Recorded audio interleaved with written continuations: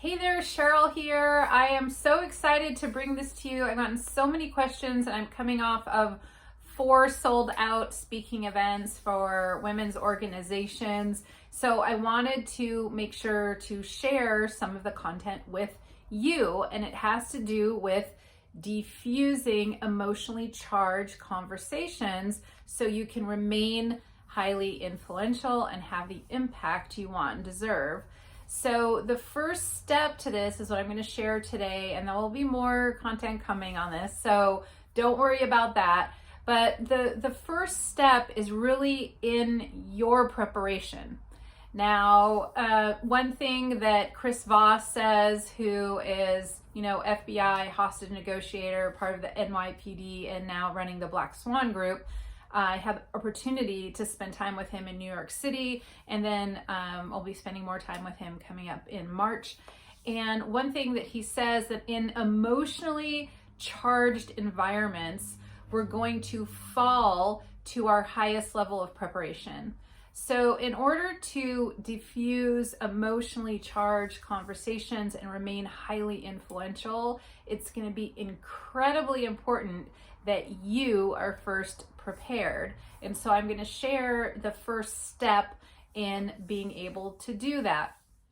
Now, keeping in mind that the first thing that's really important is to think through, how do you want the conversation to turn out? When we are approaching emotionally charged conversations, it can be very tempting, and I have 100% been guilty of this myself in the past, catastrophizing about it. Oh, this is what happened last time, or I'm not going to get buy-in, or what have you. We start to make predictions and judgments based on our past experience or perceptions.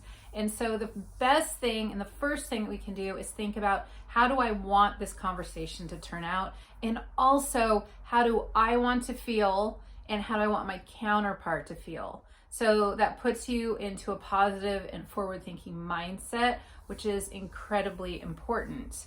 Now, then we're going to take a 360 preparation for this upcoming crucial conversation that has the potential of being emotionally charged.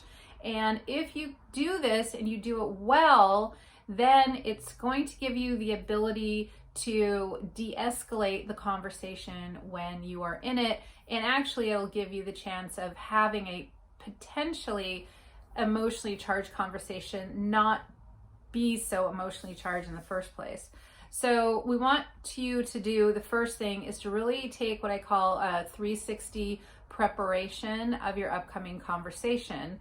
Now, there's something that's in my Limitless Leader course called the ABC Prep Sheet. And so I'm going to explain that here to you today. And it's also, I believe, going to be included in this newsletter if you want it for your reference. So the first step is thinking through and really visualizing what buy-in looks like. Because prior to a crucial conversation, you may be catastrophizing and thinking about, oh, we've had this conversation with my boss, with my CEO, with this person before, and I haven't, received much progress, or I received a lot of pushback. But we want to think through about, if I do get buy-in, how am I going to respond? And this was really important because I have a client who actually was putting a proposal on the table for a DE&I initiative. And she was sure that she was going to get pushback. So she was very prepared to go in and be highly influential under pressure during this pushback in a potentially highly charged conversation. But you know what? She got buy-in, not full buy-in. It's a little bit on the fence, but it was not surprising to her because she was fully prepared. So she knew how to navigate that conversation, and she was not surprised. So being surprised, novelty, or being surprised can be very positive, because we like surprises when they're good things. Like if our partner takes us to a new restaurant or says, pack your bags, you're going on a vacation to some amazing beach location. That can be exciting. But when we get a little bit blindsided or thrown off track in a crucial conversation, then that's not so great. So I want you to, even for a conversation that has a high potential of being emotionally charged, I want you to really think about, if you get buy-in, how are you going to respond? And here's the thing, it's very important that if someone does give you buy-in, then you want to make them feel good about it. In other words, I use the explanation that if you go and you make a very big purchase, you purchase a car or a very, very expensive handbag, not as expensive as the car, but you know where I'm coming from. And sometimes we might have buyer's remorse. But what if the salesperson said, you know what, you just bought this electric car. Not only are you going to save the environment, you're going to save X amount of money in the next 1, 2, and 3 years. And these cars have astronomically high resale value. And so then you'll be thinking, oh, okay, I feel, good about that now. And so it's the same thing. It's important to think through, even in these type of conversations, think through, if I do get buy-in, how am I going to make my counterpart feel really good about it? Also, it's important to think through, what if someone's on the fence? If it's a conversation with one person, what if they understand your perspective, but they're unsure? And also, if there's more, let's say you're in a board meeting and you get buy-in from some and pushback from others, how are you going to maneuver that conversation? It's really important to think that through. And finally, what if you do get pushback? What if you get a no? No, there's no more head count. No, you do not have any more budget for your initiative. It's just a flat out no, and then things do start to escalate. It's very important to think through, how are you going to respond to that? So doing this 360 preparation is incredibly important, but here's the thing. Make sure that you do it without emotion, because some people will argue that, well, why would you think about a poor outcome? Why would you prepare for something that's negative?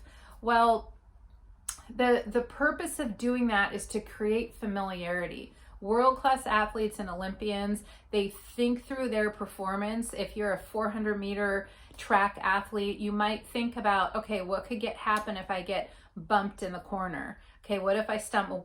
What if this happens? How am I going to recover? What's the most important thing for me to do? So what you're doing is creating familiarity, so you're not triggered with emotion. Because when emotion goes up, you've heard me say this a bunch of times if you've been with me for a while, but when emotion goes up, our intelligence and our ability to perform our best goes down. So you want to create familiarity.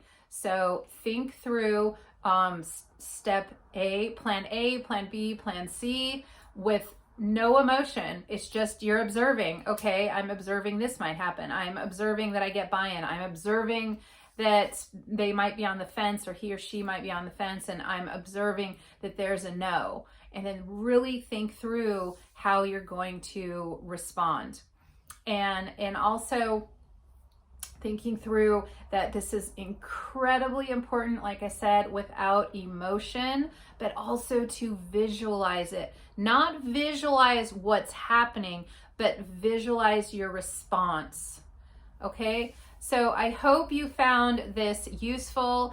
I will be coming out with much more content, how to diffuse emotionally charged conversations. Nobody likes these conversations, but here's the thing. If they are emotionally charged, they are important, and these conversations need to be had for you to have the impact that you want and deserve, and also for the other person as well.